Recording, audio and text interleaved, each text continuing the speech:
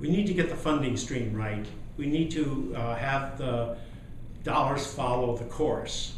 We've talked about school choice in the sense that the dollars should fund the schools where the students are at, but the breakthrough with virtual education is that we have to have the money follow the course, so that there are going to be some providers who are great at math courses, some at literature courses, some at courses in geometry or astronomy. All of these courses can be offered by different providers, and as long as the money follows the course. Now, you can also have the money split between this brick and mortar school, which is providing certain services, and the online provider that's providing other services. So depending on the way in which the service is delivered, that's the way the funding stream should go. So if you have competition, you have money following the course, you have a very powerful system that can be dynamic, constantly changing, constantly improving. As long as it's transparent, there are accountability standards put into place. So what this really all comes down to is funding.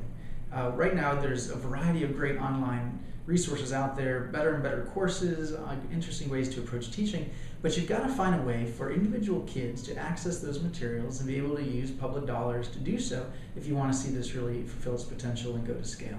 So this gets into the question, how are we going to fund these things?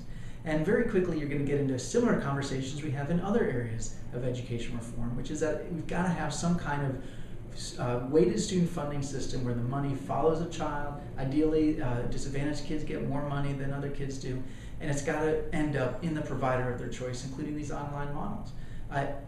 This also implies that the current system where we've got this fragmented system, some money from local districts, some money from the states, doesn't work very well. We'd be better off, frankly, if the states provided all the money in education. It'd make it a lot easier for that to follow kids to any choice they wanted, including these online options. I think the most important thing from a policy standpoint when we think about virtual and online learning to address is that we want, when we move learning to this new environment, for it to be truly transformative and student-centric. We want to move it beyond the factory model system into this one where we can individualize for different needs and so forth. And so the policy that really affects that is moving from the input focus of the current system to an output focus one, where funding and so forth are tied to competency and mastery.